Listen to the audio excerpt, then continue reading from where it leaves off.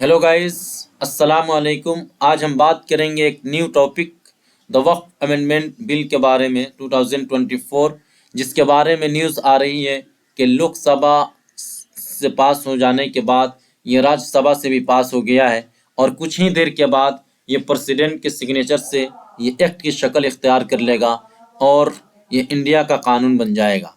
तो आज हम देखने की कोशिश करेंगे कि जॉइंट पार्लियामेंट्री कमेटी ने जो मुसव्वदा और डॉक्यूमेंट तैयार किया है, जो ड्राफ्ट तैयार किया है, उस ड्राफ्ट का कौन कौन सा पोर्शन इस्लामिक टीचिंग और इस्लाम के वक्फ प्रिंसिपल्स के अगेंस्ट है और जिसको इस्लाम नहीं मानता है, उसी पोर्शन को देखने की कोशिश करेंगे।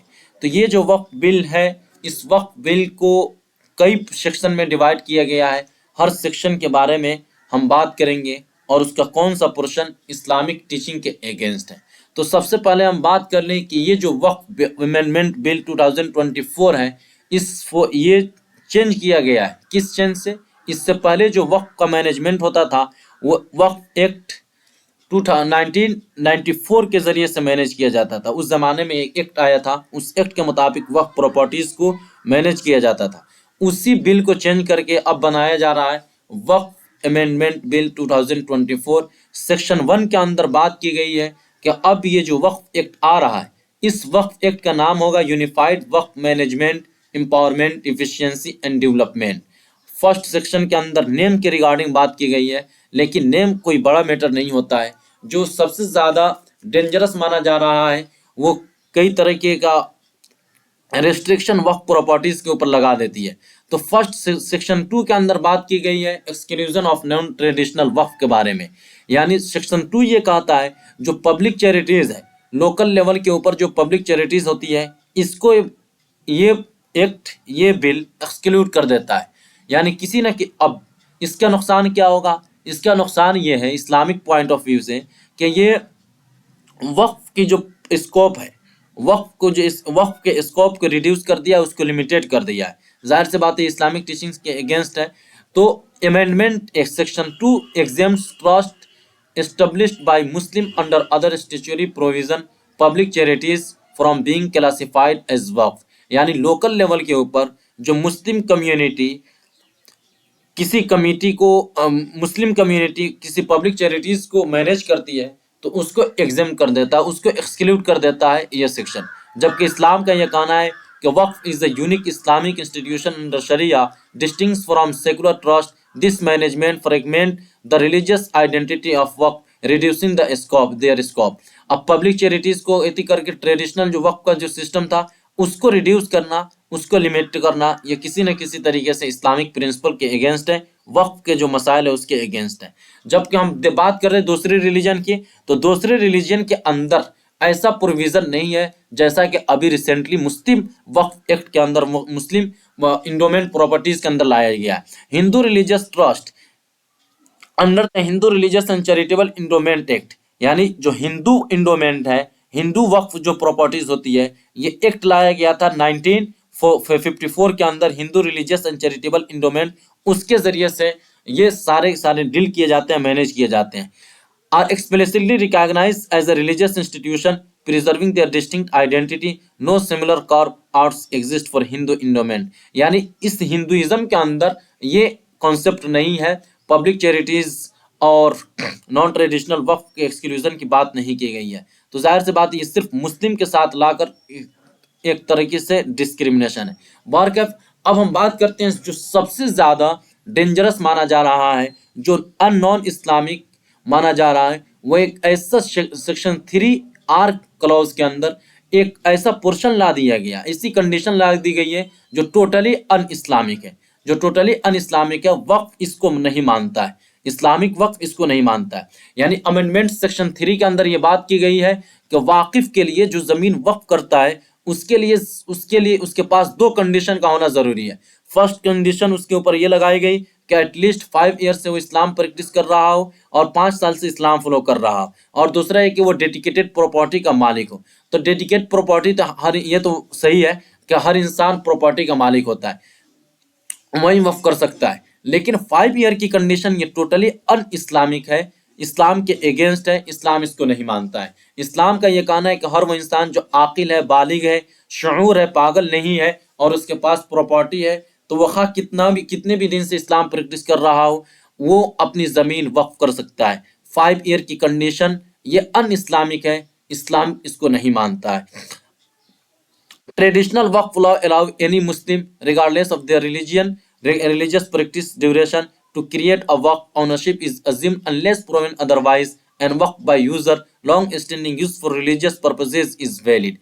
अब इस बिल के अंदर वक्फ बाय यूजर को भी इनवैलिड करार दे दिया गया है, जबकि इस्लाम ये कहता है कि ओरली भी अगर कोई वक्फ कर देता है और रियली वो वक्फ की गई प्रॉपर्टी है तो वो प्रॉपर्टी वक्फ की मानी जाएगी। वक्फ बाय यूजर यहाँ पे जमीन कैप्चर करने के बारे में नहीं है, बल्कि वक्फ पहले जमाने की ट्रेडिशन थी, इंसान इसी तरीके से वक्फ कर देता था। तो यहाँ पे मुस्लिम कम्युनिटी का चिंता यह है कि ये जो जमीन पहले से वक्फ बाय यूजर के जरिए से आ रही है और रियली वो वक्फ किया गया है, वो सेव है कि नहीं, उसकी सेफ्टी के ऊपर क्वेश्चन मार्क है। जाहिर सी बात है वक्फ बाय यूजर को ये बिल खत्म कर देती है, तो जाहिर सी बात है अब फ्यूचर के अंदर इन सारे प्रॉपर्टीज की सेफ्टी को लेकर क्वेश्चन मार्क है। अब हम दूसरी रिलीजन के अंदर बात करें कि 5 ईयर की जो कंडीशन मुस्लिम इंडोमेंट के अंदर लाई जा रही है, क्या ये दूसरे रिलीजन के अंदर है या नहीं। तो Hindu इंडोमेंट्स do not impose such restriction on creators. Customary use is recognized even without formal deeds. यानी हिंदुइज्म के अंदर हो गया, क्रिश्चियनिटी के अंदर या जैनिज्म के अंदर या सिखिज्म के अंदर ये कंडीशन नहीं है। वहाँ पे एक limited period of religious practices की कंडीशन नहीं है। वहाँ पे विदाउट फॉर्मल डेट्स एंड एक without any determines any specific religious practice duration के बगैर भी इंसान अपनी प्रॉपर्टी को वक्फ कर सकता है। तो जाहिर सी बात है जब इंडिया एक सेकुलर कंट्री है, डेमोक्रेटिक कंट्री है, यहाँ पे अदर रिलीजियन के इंडोमेंट प्रॉपर्टीज के अंदर ये जब कंडीशन नहीं है, तो एक स्पेसिफिक रिलीजियन के अंदर ये कंडीशन लगाना ये किसी तरीके से जायज़ और सही नहीं है और ये अनएक्सेप्टेबल है टोटली। अब हम बात कर लेते हैं दूसरे नेक्स्ट सेक्शन के अंदर, सेक्शन 3B 4 5 6। ये बहुत ज्यादा डेंजरस माना जाता है और इस डेंजरस माना जा रहा है, और ये सेक्शन और ये अमेंडमेंट बहुत हद तक वक्फ प्रॉपर्टीज के ऊपर स्टेट गवर्नमेंट, सेंट्रल गवर्नमेंट या म्यूनिसिपैलिटीज जो होती हैं, यानी गवर्नमेंट के पावर को इंक्रीज कर दे रहा है। अब वक्फ बोर्ड की जो पावर थी उसको किसी न किसी तरीके से रिड्यूस करके अब ये power collector, DM, government representative को चला जाता है। अब इसकी बात करें, mandates digital registration of Waqf details on the government portal. ये बात करता है कि अब जितने भी वक्फ प्रॉपर्टीज के डॉक्यूमेंट हैं और उसके बाउंड्रीज के साथ, वैलिड डॉक्यूमेंट के साथ, ये गवर्नमेंट पोर्टल के ऊपर अपलोड करने होंगे। गवर्नमेंट वेबसाइट बनाएगी, उस वेबसाइट के ऊपर पूरे जो लीगल दस्तावेज होंगे उस वक्फ प्रॉपर्टी की, उसको अपलोड करना होगा। तो ये तो पार्शियली सही है, पार्शियली हम समझ सकते हैं गलत भी है। क्यों? और सूटेबल भी नहीं है आज के ज़माने के लिए। इसलिए आज के ज़माने के अंदर वक्फ प्रॉपर्टीज़ का एक बहुत बड़ा हिस्सा ऐसा है जिसके दस्तावेज डॉक्यूमेंट नहीं है और वो डिस्प्यूटेड है, और जाहिर सी बात है वो एक बहुत ज़माने से वक्फ के तौर पे यूज़ हो रहा है, जिससे कब्रिस्तान हो गए, मसाजिद हो गई, मदारिस हो गई और मज़ार हो गए और कब्रिस्तान हो गए। ये बहुत सारे ऐसे, बहुत बड़ी संख्या है ऐसी ज़मीन की जो विदाउट डॉक्यूमेंट के है, और जाहिर सी बात है अगर वो डॉक्यूमेंट प्रोवाइड नहीं कर रहे हैं तो इसके मुताबिक वहाँ पे प्रॉब्लम खड़ा हो सकता है।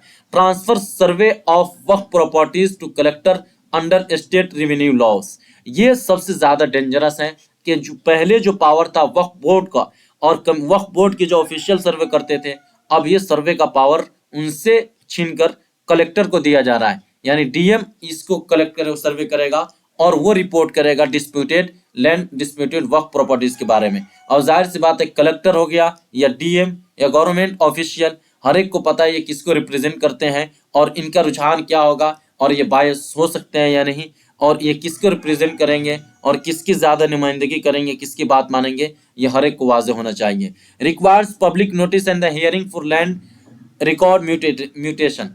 अब यहाँ पे ज़मीन के दाखिल खारिज के बारे में बात हो रही है कि ज़मीन के दाखिल खारिज होने के मुतालिक 3 महीने का वक्त दिया गया, 90 डेज का, और न्यूज़पेपर के अंदर जो रीजनल न्यूज़पेपर है उसके रीजनल लैंग्वेज के अंदर भी उस नोटिस को निकालना होगा। बारकैफ ये सही है, लेकिन ये जो कलेक्टर की जो बात है ये हमको नहीं सही लग रहा है, क्योंकि अब इसके अंदर बहुत पावर मिल गया अब गवर्नमेंट को।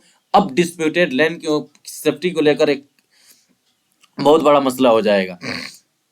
इस्लाम क्या कहता है? Waqf are mean to be autonomous community manage entities, state interference in surveys and the mutation undermines the authorities of mutawallis trustees and the Islamic juristic principal.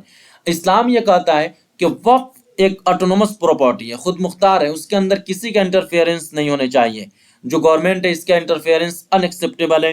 Community manage entities है, जिस विलेज के अंदर है, जिस एरिया के अंदर है, उससे वहीं के लोग उसको मैनेज करेंगे और उसके जो एक्सपेंडिचर, उसकी जो आमदनी है वहीं के लोगों के ऊपर, या जो उस वक्फ प्रॉपर्टीज के जो मुस्तहिक हैं उसको डिजर्व करते हैं उनके ऊपर खर्च किया जाएगा। और जब हम बात करें कलेक्टर की रिगार्डिंग, ये दूसरे रिलीजन के अंदर है कि नहीं, comparison with Hindu endowment, while Hindu temples face state oversight management often remains with religious figures. Christian trust operate under secular laws, societies registration with minimal state intrusion। और दूसरे रिलीजन के अंदर इतना नहीं है जितना कि इस्लाम के अंदर मुस्लिम वक्फ प्रॉपर्टीज के ऊपर लाकर कलेक्टर को ये जो पावर दिया जा रहा है ये अनएक्सेप्टेबल है। इसी तरह fragmentation of the sectarian representation, fragmentation of sectarian representation, ये किसी न किसी तरीके से ये प्रोविजन अमेंडमेंट सेक्शन 10 अंग्रेजों की विरासत, अंग्रेजी की जो लेगेसी हम छोड़कर गए हैं सब, डिवाइड एंड रूल, उसको बताता है। डिवाइड एंड रूल अंग्रेज की पॉलिसी थी, उसको भी यहाँ पे उसकी झलक आ रही है यहाँ पे। क्योंकि अगरचे मुस्लिम में बहुत सारे सेक्ट हैं, लेकिन वक्फ प्रॉपर्टीज के अंदर यहाँ पे सेक्ट नहीं देखा जाता है। जितने भी मुसलमान हैं जो ला इलाहा इल्लल्लाह को मानते हैं, कुरान को मानते हैं, वो सारे एक मुस्लिम एक कम्युनिटी कंसीडर की जाती है। और जो वक्फ प्रॉपर्टीज हैं उस इक्वली हर मुस्लिम के ऊपर डिस्ट्रीब्यूट किया जाता है। लेकिन यहाँ पे वक्फ बोर्ड ये सेक्शन अलाउज करता है कि बोहराज कम्युनिटीज के अंदर आगा खानीज के लिए अलग वक्फ बोर्ड को एस्टेब्लिश किया जाए। ये किसी न किसी तरीके से सेपरेट करता है और डिवाइड एंड रूल की इसके अंदर झलक आती है। Conflict, waqf is a universal Islamic institution, sect specific boards risk politicising religious endowments and diluting the unity of the Muslim charitable efforts. Muslim unity को ये डिवाइड करने के बाद किसी न किसी तरीके से इस सेक्शन के अंदर बात की गई है। अब हम बात करें क्या दूसरे कम्युनिटी के अंदर भी ये सेपरेट बोर्ड बनाने की सजेशन है, तो हम बात करते हैं Hindu endowment, Hindu Vaishnavite and the Shaivite temples are manage under a unified legal framework without sect specific board. यानी नॉन रिलीजन का नॉन मुस्लिम कम्युनिटीज जो है, जैसे हिंदूज हो गया, क्रिश्चियन, सिखिज्म, इसके अंदर ये कॉन्सेप्ट नहीं है, वहाँ पे यूनिफाइड बोर्ड सिस्टम है। और जब अदर कम्युनिटीज के अंदर यूनिफाइड बोर्ड सिस्टम है, यहाँ पे सेपरेट बोर्ड सिस्टम ये कहीं किसी तरीके से सही सुटेबल नहीं है, अनएक्सेप्टेबल है। Imposition of the secular governance, ये भी बहुत ज्यादा डेंजरस माना जा रहा है कि अब सेकुलर रिस्ट्रिक्शन, सेकुलर गवर्नेंस चलेगी। सेक्शन 9 के अंदर बात की गई है कि रीस्ट्रक्चर द सेंट्रल वक्फ council to include non Muslim member, government bureaucrats and national eminence figure. यानी इसके अंदर ये बात की गई कि नॉन मुस्लिम मेंबर भी अब वक्फ बोर्ड काउंसिल के अंदर इंक्लूड किए जा सकते हैं। Non Muslim member, government bureaucrats and the national eminence figure. अब जो वक्फ काउंसिल बनेगी या जो वक्फ बोर्ड की जो मेंबरान होंगे उसके अंदर नॉन मुस्लिम भी इंक्लूड हो सकते हैं, गवर्नमेंट ब्यूरोक्रेट्स भी हो सकते हैं, जैसे जो यूपीएससी, बीपीएससी या एसएससी के जरिए से जो आते हैं उनको भी इसके अंदर इंक्लूड किया जा सकता है, और नेशनल इमिनेंस फिगर को भी इंक्लूड किया जा सकता है। अब यहाँ पे सेकुलर गवर्नेंस का इम्पोज जो करने की कोशिश है, इसको वक्फ के जो मसाइल हैं इस्लाम इसको उतना नहीं मानता है जितना कि इसके अंदर लगाया जा रहा है। इस्लाम क्या कहता है? Waqf governance under sharia is the domain of the Muslim jurist and mutawallis, inclusion of non Muslim and the secular expert dilutes religious oversight. यानी वक्फ का ये मतलब है, वक्फ का मतलब ये है कि ये जो वक्फ प्रॉपर्टीज है ये मुतवल्लिस, लोकल लेवल के जो एक्सपर्ट होंगे या जो लोकल लेवल की जो कमेटी होगी यही इसको लीड करेगी, यही उसको मैनेज करेगी। लेकिन नॉन मुस्लिम को इंक्लूड करके गवर्नमेंट ब्यूरोक्रेट को इंक्लूड करना ये बहुत हद तक अनएक्सेप्टेबल है, इस्लाम इसको नहीं मानता है। अब हम बात करें क्या ये मुस्लिम का इंक्लूजन अदर नॉन मुस्लिम वक्फ प्रॉपर्टीज के अंदर है। हिंदूज के अंदर, क्रिश्चियन और सिखिज्म की बात करें तो इसके अंदर नॉन मुस्लिम को इंक्लूड करने की बात नहीं की गई है। जो हिंदू इंडोमेंट है या क्रिश्चियन है या सिखिज्म है या जैनिज्म है, इसके जो प्रॉपर्टीज इंडोमेंट प्रॉपर्टीज है उसके बोर्ड के अंदर मुस्लिम को इंक्लूड नहीं किया जा सकता है। तो जाहिर सी बात है एक ऐसा कंट्री जो टोटली सेकुलर है और वहाँ पे डिफरेंट रिलीजन के लोग रहते हैं, तो उसके जो इंडोमेंट प्रॉपर्टीज है उसके अंदर इस तरह का रिस्ट्रिक्शन लगाना किसी न किसी तरीके से ये रिलीजियस डिस्क्रिमिनेशन को इंडिकेट करता है। अगर नॉन मुस्लिम इंक्लूड का हो सकते हैं वक्फ बोर्ड के अंदर, मुस्लिम इंडोमेंट प्रॉपर्टीज के बोर्ड काउंसिल के अंदर, तो जाहिर सी बात है मुस्लिम को भी अलाउड होना चाहिए अदर रिलीजियस इंडोमेंट प्रॉपर्टीज के बोर्ड के अंदर। हालांकि गवर्नमेंट इसकी परमिशन नहीं देती है। अब हम बात कर लेते हैं invalidation of the oral and customary waqf. इस्लाम ये कहता है कि ओरली भी अगर कोई इंसान जमीन को वक्फ कर देता है तो वो वैलिड है, लेकिन ये एक्ट सेक्शन 3R इस प्रोविजन को इनवैलिड करार देता है कि अब जितने भी ओरली वक्फ का जो तरीका है ये इसको एक्सेप्ट नहीं किया जाएगा। Invalidates waqf by user properties unless registers before 2025 except disputed or government on land conflict with Islamic law. Oral waqf and the waqf by long standing use are valid in Sharia. This amendment erases centuries of the Islamic legal tradition. अब जाहिर सी बात है वक्फ by user को government ने invalid जो करार दिया है, ये सैकड़ों सालों से इस्लामिक ट्रेडिशन जो चली आ रही है और वक्फ से का इंटीग्रल पार्ट है, इसको किसी न किसी तरीके से इलीगलाइज करार देने की कोशिश है। जाहिर सी बात है ये भी अनएक्सेप्टेबल है। और जबकि हम दूसरे रिलीजन की बात करें कि क्या दूसरे रिलीजन के अंदर कस्टमरी वक्फ ओरली वक्फ की वैलिड है कि नहीं, तो हम वहाँ पे पाते हैं कि दूसरे रिलीजन के अंदर है customary Hindu endowment are recognise even without formal registration. Without formal registration के भी वो रिकॉग्नाइज कर लिए जाते हैं। तो जाहिर सी बात है मुस्लिम के अंदर भी कस्टमरी वक्फ जो सैकड़ों सालों से चला आ रहा है उसको भी वैलिड करार देना चाहिए। लेकिन अमेंडमेंट के सेक्शन 3R ये कहता है कि ओरली और कस्टमरी वक्फ ये इनवैलिड है। जाहिर सी बात है ये भी अनएक्सेप्टेबल है। Centralise digital management amendment section 3B56 requires uploading waqf details to a government portal including property boundaries, income and court cases. अब गवर्नमेंट एक वेबसाइट पोर्टल बनाएगी जिस पोर्टल के ऊपर पूरे दस्तावेज डॉक्यूमेंट प्रॉपर्टीज वक्फ प्रॉपर्टीज के रिगार्डिंग जमा करनी होगी। लेकिन अब मसला ये खड़ा हो जा रहा है कि एक लंबे ज़माने से वक्फ प्रॉपर्टीज है विदाउट डॉक्यूमेंट्स की चली आ रही हैं, कब्रिस्तान की शक्ल में है, तो जाहिर सी बात है उनकी अगर प्रॉपर्टीज नहीं है तो बताइए उसकी सेफ्टी को लेकर क्वेश्चन मार्क खड़ा है। Traditional waqf management synthesise local community based oversight, centralised digital control, risk misuse of the sensitive data and marginalises traditional mutawallis. यानी मुतवल्ली को चलाने का पावर था, लेकिन अब उस सब को हटाकर सेंट्रलाइज्ड डिजिटल मैनेजमेंट ये लाना पार्शियली अनएक्सेप्टेबल है। Hindu temples use digital tools for transparency but retain stronger local control. अब inheritance right over waqf property, एक वक्फ औलाद होती है कि जो पेरेंट होते हैं अपने फैमिली अपने औलाद की अपलिफ्टमेंट के लिए वक्फ कर देते हैं, उसके अंदर इनहेरिटेंस की बात की गई है कि जो उसके अंदर बच्ची को भी वीमेन को भी उससे उसके इनहेरिटेंस मिलेगा, राइट टू इनहेरिटेंस रहेगा। तो इस्लाम तो ऑलरेडी इसको मानता है, सोसाइटी नहीं देती है तो इसका रिस्पॉन्सिबल ये नहीं कि इस्लाम प्रोवाइड नहीं करता है। बहरकैफ उसके अंदर भी एक चेंजिंग की गई है कि सेक्शन 3A2 कहता है protects inheritance right of the heirs including women even in waqf aulad family Waqf.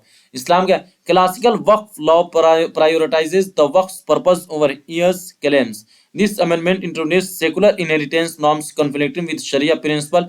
Hindu family endowments balance religious and the family claim but lack such statutory imposition. ये बहुत हद तक सही है कि अब यहाँ से विमेन जो इनहेरिटेंस से डिप्राइव्ड हैं उनको अब वक्फ प्रॉपर्टीज मिलेगा। लेकिन ये जो तरह तरह के सेक्शन लाए जा रहे हैं तरह तरह के अमेंडमेंट जो किए गए हैं, स्टेट सेंट्रल गवर्नमेंट का बहुत ज़्यादा उसके अंदर पावर रहेगा, ये अनएक्सेप्टेबल है। सेकुलर गवर्नेंस ऑन द वक्फ जो ब्यूरोक्रेट्स आएंगे उसके अंदर नॉन मुस्लिम का इंक्लूजन, ये बहुत ज़्यादा डेंजरस हो सकता है।